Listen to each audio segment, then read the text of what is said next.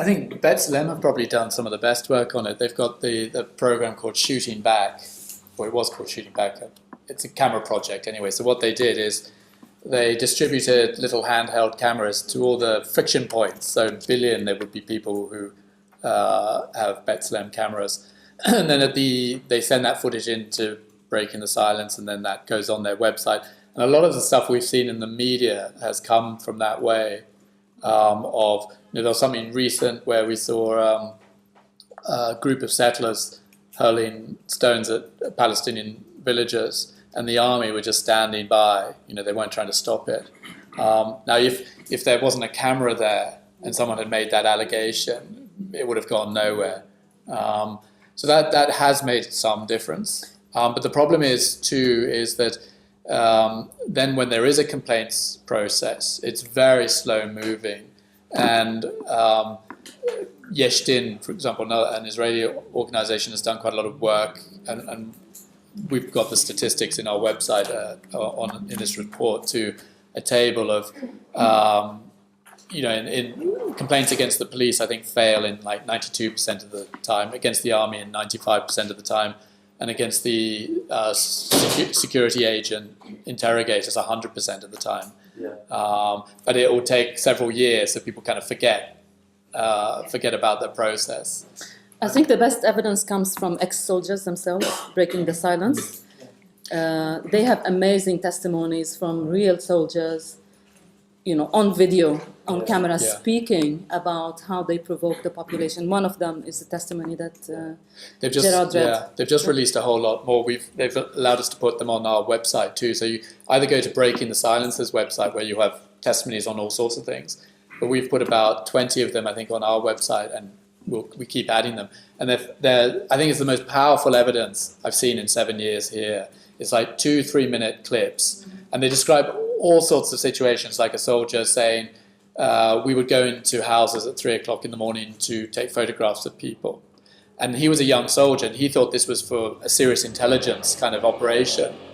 And he took the pictures, and then a month later, no one had asked him for the photographs. And eventually he realized this is a joke. This is just to wind up the population. And eventually he just deleted the photos. He realized there was no legitimate reason for doing that. It was to wake that family up. So the family, and what the military have a term for it, it is making their presence felt. And that you're constantly in the village, provoking people, just so that you're essentially occupying their heads. And once you've occupied their heads, they're not going to have the space to come up with a counter strategy. And that's what it's all about, is that occupying that space. And if you go to the website and you look at these testimonies, they're extremely powerful. We also keep an eye on the occupation. So in one village, just in 1 month of this year, last May, the army conducted 16 night raids just in one village. So every other night there was a night raid. And only on 2 of these occasions there was an actual arrest. So they drive in the middle of the night, shoot, maybe turn the sirens on, lights on, wake everybody up, leave. It's basically to make their just harassment. Coincidentally, it coincided with the final school exams. Yeah. Oh, yeah. Of course. People go. Yeah, exactly. In May is it's the month when people are studying for. And then the next month, two incursions. So it's very difficult. On our website too, there is a very short clip from a soldier on that very point too. Of he just held up. The soldier was told no one gets in and out of Nablus, and so this girl came to do one of her final exams, and he said no, and she was persistent no, and then eventually she just sat down sobbing on the side of the road, and then he gets a phone call from his commanding officer saying, "Oh, can you get us some food?" He said, "What do you mean, can I get you some food? You said no one gets in and out of Nablus. This is a big security thing." He says, "Get us some food and then go back." And then he realized this is just a joke. It's not a serious security issue. This was just to wind up the local population. Is it still correct to say that an average of 2 kids are picked up every day, every night? Last year it was more, I think. Yeah, so it sounds like it's increasing.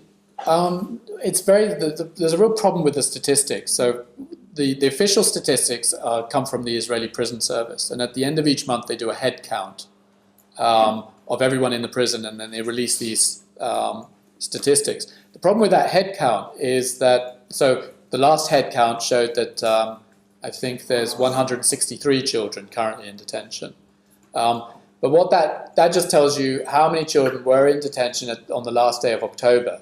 Yeah. It doesn't tell you how many were in the next day.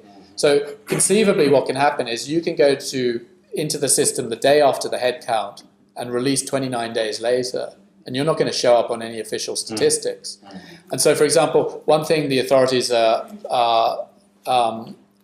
publicizing a lot is no children aged, the courts have jurisdiction over children as young as 12, but no 12 or 13-year-olds have actually been in prison since August last year, which is very, very good. But we've collected testimonies from children who did go through the system, not for very long. Generally, the longest was 8 days, but most of them are a matter of 10 hours, that sort of thing.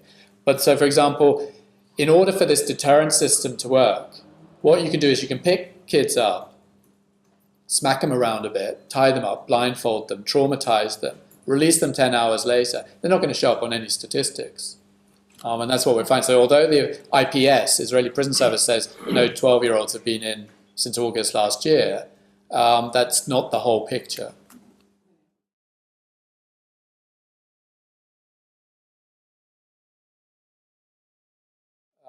But again, really, if you think about it, if you're conducting a 47-year occupation, you're really only limited by your imagination as to how you can control the population. And the best example I've been given of that was from Yehuda Scholl, one of the founding members of Breaking the Silence. And what he said is, to give you an idea how you can totally mess with the minds of a village, is what they would do is they would go to the intelligence officer and say, give us the name of an adult male in this village who has no interest in politics, who's never been arrested, not part of a political faction. So they get that name. They send 3 or 4 military vehicles up to his house in the middle of the day, knock very politely on the door, invite him to get into the Jeep, and then drive off. And the whole village sees this. And then they drive out of sight of the village, and they don't say anything to him. They just drive around, as long as no one from the village can see. 2 hours later, they come back, and he's just been sitting there wondering what's going on because no one has been speaking to him. Then they let him off, and then suddenly all the soldiers get out of the vehicle, shake his hand, pat him on the back, and say, thank you so much, you've been very helpful. See you next time. And then they drive off. So everyone else in the village looks at this and says, wow, clearly he's a collaborator. Yeah. And then you've just sown that division. And that's what you see in a lot of these. And then again, imagine you're that junior military commander. What better strategy can you have than if the neighboring Palestinian village is completely divided against itself? No one trusts their neighbor because they don't know who the collaborators are. Any parent who's had a child arrested wants to know which one of my neighbors told the soldiers to come to my house. And so if a community is so divided that way, they're not going to be in a position to provide any effective resistance. And then on top of that, you have everything else we've just described. And that's how you get the statistics. In 2012, out of 400,000 civilians in occupied territory, none of them were killed. That's extraordinary.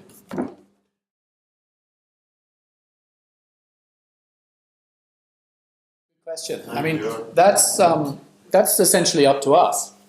I think what's interesting about international law, where international law is different from domestic law, say in America or Britain or wherever, is that and there are problems obviously in our domestic systems, but by and large the law can be enforced.